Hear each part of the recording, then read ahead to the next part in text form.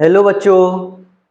चलिए आज हम लोग पिछले क्लास में जो रासायनिक अभिक्रिया का क्लास स्टार्ट किए थे आज उसी को आगे बढ़ाते हैं और उसमें रासायनिक अभिक्रिया को के जो परिवर्तन है उसको कैसे प्रदर्शित किया जाता है उसको देखेंगे।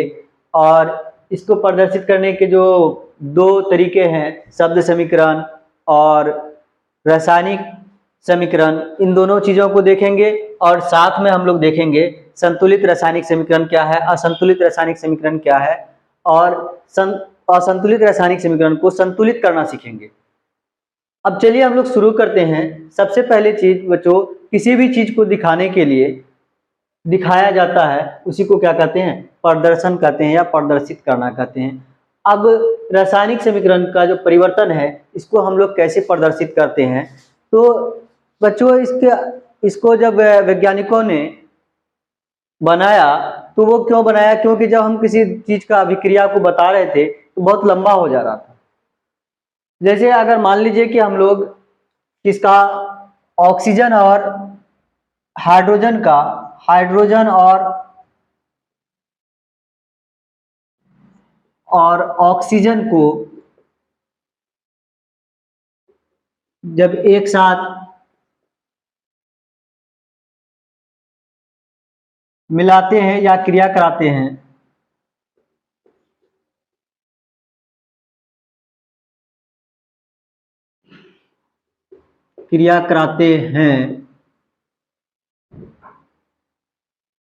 तो जल बनता है। बच्चों देखो इसको लिखने में कितना बहुत लंबा हो गया, इसीलिए इसको क्या किया गया कि वैज्ञानिकों ने सोचा कि इसका कोई छोटा रूप दिखाया जाए, तो शब्द के रूप में समीकरण बनाया गया, लिखा गया हाइड्रोजन और साथ में क्या था आपका ऑक्सीजन, क्या था ऑक्सीजन। इन दोनों को जब अभिक्रिया कराया तो हमारा बन गया क्या, जल। क्या बन गया बच्चों, जल। अब ये उससे तो छोटा हो गया। अब इसमें इसी तरह अगर हम मान लें मैग्नीशियम और ऑक्सीजन को अभिक्रिया कराएं तो क्या लिखा जाएगा,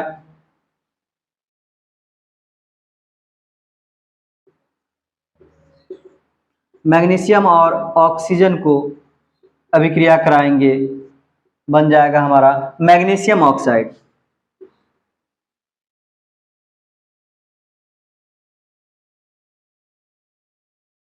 मैग्नीशियम ऑक्साइड। अब तो ये जो हम लोग इस तरह से प्रदर्शित करते हैं इसको क्या कहते हैं, शब्द समीकरण कहते हैं। क्योंकि बच्चों देखो इसको हम लोगों ने किसमें लिखा, शब्द में लिखा।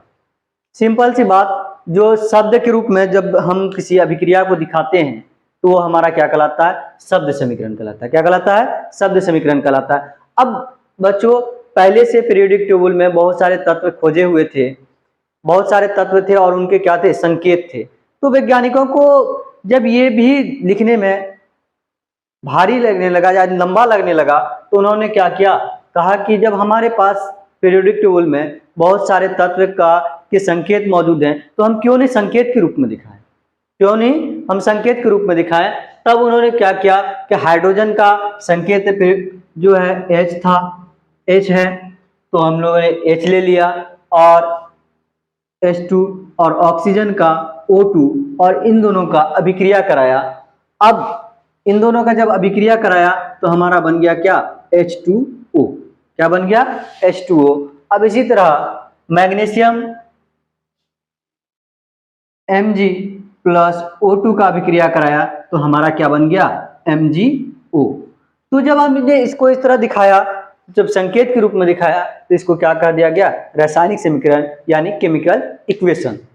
अब बच्चों इसमें देखो यहाँ पर हाइड्रोजन का 2 अणु है, ऑक्सीजन का 2 है, पर यहाँ पर कितना है, हाइड्रोजन तो 2 है और ऑक्सीजन कितने हैं, 1 है। इसी तरह यहाँ मैग्नीशियम में मेरा 1 है और ऑक्सीजन में मेरा 2 है। अब यहाँ पर देखिए तो क्या मैग्नीशियम एक है और ऑक्सीजन भी एक है, इसमें से एक ऑक्सीजन कहाँ चला गया? तो अब ये जो ऑक्सीजन है कि यहाँ कमी हुई तो ये क्या हो गया? अनबैलेंस्ड हो गया। अब जाहिर सी बात है बच्चों कि अगर घर बनाने के लिए 4 खंभों की जरूरत होती है, अगर वहां पर एक खंभा हो जाए तो क्या होगा? वो बैलेंस रहेगा घर? या 2 खंभा हो जाए तो घर बैलेंस रहेगा? नहीं रहेगा।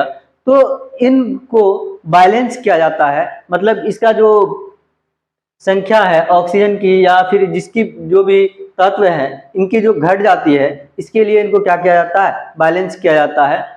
क्योंकि हम द्रव्यमान के संरक्षण के नियम के अनुसार, द्रव्यमान का संरक्षण का नियम कहता है कि हम न तो किसी परमाणु के द्रव्यमान को उत्पन्न कर सकते हैं और न ही नष्ट कर सकते हैं, इसलिए इसको क्या किया जाता है? संतुलित किया जाता है। तो अब हम लोग देख लेते हैं बच्चों कि ये रासायनिक समीकरण है, ये कितने प्रकार के हैं? 2 प्रकार के हैं। एक है पहला संतुलित रासायनिक समीकरण यानी अनबैलेंस्ड केमिकल इक्वेशन, और दूसरा है हमारा संतुलित रासायनिक समीकरण यानी बैलेंस्ड केमिकल इक्वेशन। अब असंतुलित रासायनिक समीकरण क्या है? वैसी रासायनिक अभिक्रिया जिनके अभिकारक एवं प्रतिफलों में परमाणुओं की संख्या या भार समान नहीं होते हैं, क्या कहलाते हैं? असंतुलित रासायनिक समीकरण या अनबैलेंस्ड केमिकल इक्वेशन कहलाते हैं। अभिकारक और प्रतिफल हमने पिछले क्लास में बच्चों पढ़ा था कि अभिकारक किसको कहते हैं? जो इस साइड यानी LHS side, left hand side होते हैं तीर के, वो क्या कहलाते हैं? अभिकारक कहलाते हैं। और तीर के दाहिने साइड जो होते हैं वो क्या कहलाते हैं बच्चों? यानी RHS में ये क्या कहलाते हैं? उत्पाद या प्रतिफल। उत्पाद या प्रतिफल। अब इसमें क्या कहा गया? रासायनिक अभिक्रियाएं, वैसी रासायनिक अभिक्रियाएं जिनके अभिकारक एवं प्रतिफलों में परमाणुओं की संख्या या भार क्या हो? समान नहीं हो, क्या कहलाते हैं? असंतुलित रासायनिक समीकरण कहलाते हैं। अब इसी के बाद अब देखिए हमको इसको क्या करना है? संतुलित करना है। तो संतुलित करने में बच्चों जो ढांचा होता है, हम कभी इस ढांचा को बदल नहीं सकते हैं। अगर इसको हम लोगों को सिंपली समझें तो हम इस पूरे को क्या कर दें? बॉक्स में घेर दें, एक बॉक्स में बना दें। जितने भी ढांचा है उसको एक बॉक्स में ले लें। अब हम देखते हैं कि यहाँ पर हाइड्रोजन के जो अभिकारक में है वो कितने हैं और हमारे उत्पाद या प्रतिफल में कितने हैं।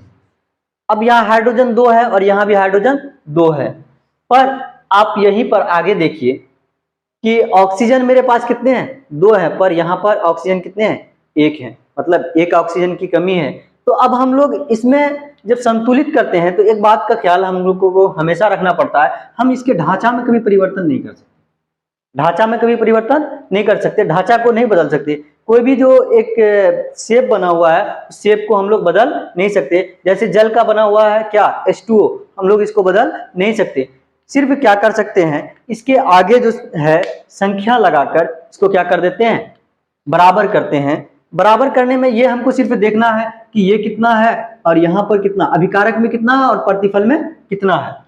अगर यहाँ पर अभिकारक में 2 है और इस साइड हाइड्रोजन और इस साइड भी हाइड्रोजन क्या है? 2 है, ये तो ठीक है।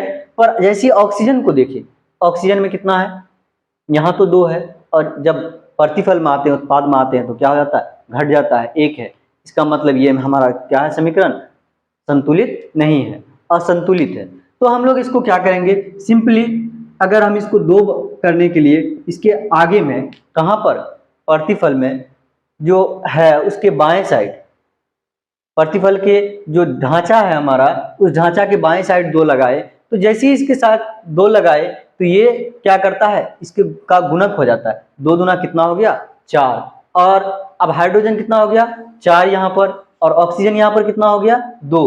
पर यहाँ पर मेरा तो हाइड्रोजन 2 ही था, तो फिर इसके साथ भी क्या कर सकते हैं? इसके साथ भी हमने क्या लगा दिया? 2 लगा दिया। तो अब ये बच्चों क्या हो गया? संतुलित रासायनिक समीकरण हो गया। इसी तरह मैग्नीशियम में यहाँ पर क्या है? 1 है और ऑक्सीजन कितना है? 2 है। और हम लोग जब अभिकारक से प्रतिफल में आते हैं तो यहाँ पर हमारा क्या हो जाता है? मैग्नीशियम तो 1 है, ऑक्सीजन क्या है हमारा? यहाँ पर 2 है अभिकारक में और प्रतिफल में कितने हैं? 1 है। मतलब क्या कि ये भी हमारा समीकरण क्या है, असंतुलित है, संतुलित तो है नहीं, अनबैलेंस्ड है। तो हम लोग इसको फिर वही करेंगे, क्या करेंगे, इसको एक ढांचा को बंद कर लेते हैं। और अब हम लोग देखते हैं कि यहाँ पर अगर ऑक्सीजन को हमको बराबर करना है तो बच्चों कितना देना होगा, 2 देंगे तो ये 2 के बराबर हो जाएगा। 2 गुना 1 कितना हो गया, 2 के 2 हो गया, तो 2 के बराबर हो गया। अब यहाँ पर जब मेरा ऑक्सीजन बराबर हुआ 2 हो गया, पर मैग्नीशियम भी तो मेरा यहाँ 2 हो गया, पर अब हमारा अभिकारक में मैग्नीशियम कितना है, अभिकारक में तो मैग्नीशियम मेरा 1 ही है। तो फिर क्या करेंगे, यहाँ पर भी हमने 2 लगा दिया, क्या हो गया हमारा, ये समीकरण क्या हो गया, बैलेंस्ड हो गया। अब हम लोग देख लेते हैं संतुलित रासायनिक समीकरण यानी बैलेंस्ड इक्वेशन। ये क्या कहता है, वैसी रासायनिक अभिक्रियाएं जिनके अभिकारक एवं उत्पाद या प्रतिफलों में परमाणुओं की संख्या या द्रव्यमान क्या होती है, समान होती है, वो क्या कहलाता है, संतुलित रासायनिक समीकरण कहलाता है। तो बच्चों हम लोग अगर इसका उदाहरण लिखना चाहें तो यहाँ पर लिख सकते हैं, सिंपल उदाहरण, आसान सा, H2 प्लस O2 बना दिया यहाँ पर क्या, H2O। ये समीकरण क्या हो गया मेरा, असंतुलित हो गया। अब यही इसी समीकरण को हम लोग देख लेते हैं, इसी को लिख देते हैं, या ये वाले को लिख देते हैं, किसी को भी लिख देते हैं, तो क्या हो गया हमारा, Mg प्लस O2 बना रहा है 2MgO। तो मतलब ये भी इसके आगे भी 2 लगेगा, 2Mg प्लस O2 बना रहा है 2MgO, 2MgO, 2MgO। तो अब हमारा ये इस तरह से क्या हो गया, संतुलित हो गया समीकरण। समीकरण क्या हो गया हमारा, संतुलित हो गया।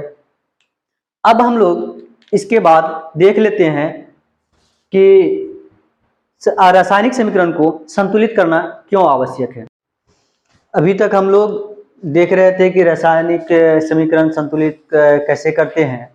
अब हम लोग देखते हैं कि रासायनिक समीकरण को संतुलित करना आवश्यक क्यों, आखिर रासायनिक समीकरण को हम संतुलित जो करते हैं क्यों करते हैं, क्या कारण है।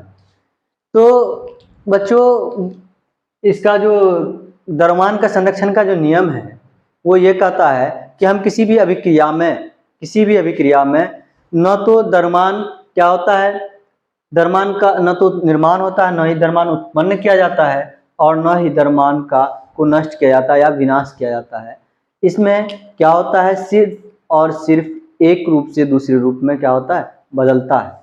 एक रूप से सिर्फ दूसरे रूप में क्या होता है, बदलता है। इसीलिए क्या करना पड़ता है, रासायनिक समीकरण को संतुलित करना आवश्यक होता है।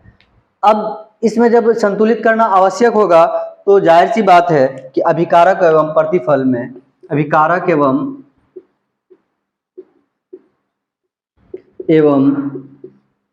प्रतिफल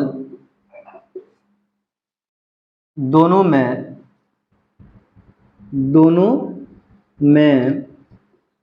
द्रव्यमानों की संख्या क्या होगी, द्रव्यमानों की संख्या समान होगी। की संख्या क्या होगी, समान होगी। समान मतलब बराबर। अब इसी तरह ये तो हो गया हम लोगों की बात, क्या हो गई कि रासायनिक समीकरण को संतुलित करना क्यों आवश्यक है, क्योंकि द्रव्यमान के संरक्षण के नियम के अनुसार न तो हम लोग क्या करते हैं, किसी भी अभिक्रिया में द्रव्यमान उत्पन्न करते हैं और न ही द्रव्यमान को क्या करते हैं, नष्ट करते हैं। सिर्फ और सिर्फ क्या होता है, इसमें बदलाव होता है एक रूप से दूसरे रूप में। इसीलिए क्या कहा जाता है, रासायनिक समीकरण को संतुलित करना क्या होता है, आवश्यक होता है। और जब संतुलित किया जाएगा तो जाहिर सी बात है, हम लोग अभी पहले बच्चों देखे थे कि उसमें दोनों में अभिकारक और प्रतिफल दोनों के जो द्रव्यमान है उसकी संख्या क्या होती, समान थी। अब हम लोग बात करते हैं कि मैग्नीशियम रिबन को जलाने से पहले साफ क्यों किया जाता है। मैग्नीशियम रिबन यानी मैग्नीशियम का बना रिबन है एक, जो कहाँ, जब वायु में रखते हैं, हवा में रखते हैं, खुली जगह पर छोड़ देते हैं, तो जो ठंडी हवा है, नम हवा है, वो उससे क्या कर लेता है, वो अभिक्रिया कर लेता है और सफेद रंग का व्हाइट रंग का, उजले रंग का क्या कर लेता है, वो एक परत बना लेता है, जो क्या होता है, जलने नहीं देता है उसको आसानी से। और जिसलिए क्या किया जाता है, इसको मैग्नीशियम रिबन को साफ किया जाता है। और जब हम लोग रेगमल से या हम लोग कपड़े से इसको जब अच्छे से साफ करते हैं तब ये इसका जो परत है वाइट रंग का वो क्या हो जाता है, हट जाता है, और तब फिर ये क्या होता है, जलने योग्य होता है और जलता है। इसीलिए मैग्नीशियम रिबन को जलाने से पहले साफ क्यों किया जाता है? मैग्नीशियम रिबन नम वायु के संपर्क में रहता है तो उससे अभिक्रिया करके क्या बना लेता है, मैग्नीशियम ऑक्साइड की एक सफेद परत, मैग्नीशियम ऑक्साइड की सफेद परत बना लेता है, जो जलने में क्या होता है, अवरोध उत्पन्न करता है या रुकावट उत्पन्न करता है, पैदा करता है। इसीलिए मैग्नीशियम रिबन को जलाने से पहले रेगमल से साफ किया जाता है। रेगमल से क्या किया जाता है, साफ किया जाता है। चलिए हम लोग यहीं पर अपने क्लास को एंड करते हैं और फिर मिलेंगे अगले क्लास में। जय हिंद। तो बच्चों अगर इसका स्क्रीनशॉट लेना चाहो तो ले सकते हो। अगर अभी तक आपने मेरे चैनल को सब्सक्राइब नहीं किया है तो यहाँ नीचे में रेड रंग का सब्सक्राइब का बटन है, दबा दें और बेल आइकन को भी ऑन कर लें, घंटा का बटन टनाटन कर दें ताकि आपको वीडियो मिलता रहे। चलिए जय हिंद।